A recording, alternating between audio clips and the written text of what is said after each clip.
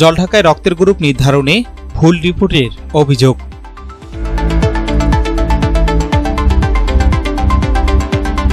আসসালামু আলাইকুম।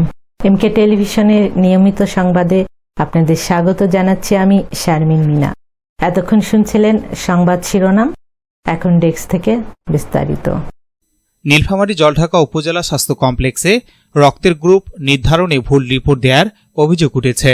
উপজেলার দক্ষিণ কাজিরহাট হাজিপাড়া এলাকার মোতালেব হোসেনের স্ত্রী রোকেয়া বেগমের রক্তের গ্রুপ গত 31 মে স্বাস্থ্য কমপ্লেক্সে ও নেগেটিভ উল্লেখ করা হলেও পরদিন রংপুরে পুনরায় পরীক্ষায় এ নেগেটিভ পাওয়া যায়। এ ঘটনায় রোগীর স্বজনদের মধ্যে উদ্বেগ দেখা দেয়। পরে মোতালেব হোসেন বিষয়টি নিয়ে সংশ্লিষ্ট মেডিকেলের কাছে ব্যাখ্যা চাইলে উভয় পক্ষের মধ্যে বাকবিতণ্ডার সৃষ্টি হয়। ভুক্তভোগী পরিবার ঘটনা নিরপেক্ষ তদন্ত ও দায়ীদের বিরুদ্ধে প্রয়োজনীয় ব্যবস্থা গ্রহণের দাবি জানিয়েছে। আর এখানে যা টেস্ট করেন ওখানে টেস্ট করিয়া ওখানে এ নেগেটিভ পাওয়া গেছে। তাহলে এই ব্লাডটা যদি ওরা যদি পরীক্ষা না করতো, আমার স্ত্রী গায়ে যদি পুশ করতো, আমার স্ত্রী তো মারা গেছে যেত। তাহলে জলঢাকা স্বাস্থ্য কমপ্লেক্সে ওরা এখানে অযোগ্য লোক দিয়ে এখানে চিকিৎসা করে, আমরা সাধারণ জনগণ ভুক্তভোগী আমরা কি করব? তবে উপজেলা পরিবার পরিকল্পনা কর্মকর্তা ডাক্তার নন্দা সেনগুপ্ত জানান, এটি একটি অনিচ্ছাকৃত ভুল এবং ভবিষ্যতে যেন এমন ঘটনা না ঘটে সেজন্য সংশ্লিষ্ট ব্যক্তিকে সতর্ক করা হয়েছে। যে ঘটনাটা ঘটেছে সেটা সত্যি দুঃখজনক। তো আশা করব ভবিষ্যতে এ ধরনের ঘটনা ঘটবে না। তবে যে ঘটনাটা ঘটেছে সেখানে আমাদের যে প্যাথোলজিস্ট ছিলেন উনি ব্লাড গ্রুপিং এর যে সেটটা একদম নতুন সেট বের করে প্রথম যে টেস্টটা করেন সেটা মানে অভিযোগকারী ওয়াইফের ব্লাড ছিল।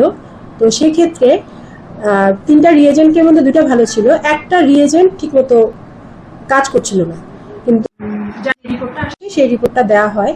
কিন্তু পরবর্তীতে যখন ঝামেলাটা আমার প্যাথোলজিস্ট বুঝতে পারে যে একটা রিয়েজেন্ট ঠিকমতো কাজ করছে না, তখন সাথে সাথেই কিন্তু সেই রিয়েজেন্টের বক্সটা ডিসকার্ড করে দেয়। এখানে উল্লেখ্য যে এটার কিন্তু ওই রিয়েজেন্ট বক্সের কিন্তু এক্সপায়ার ডেট আরো অনেকদিন আছে। তো ব্যাপারটা এমন না যে কোনো এক্সপায়ার ডেট ওভার হওয়া কোনো কিছু ইউজ হয়েছে।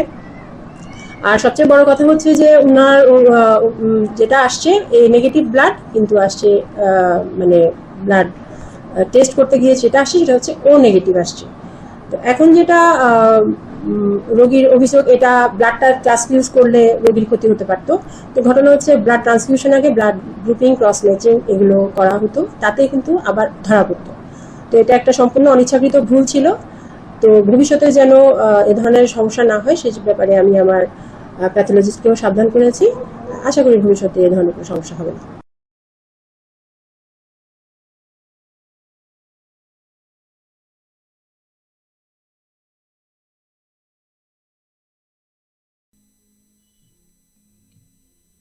S Rahman, news desk, MK television.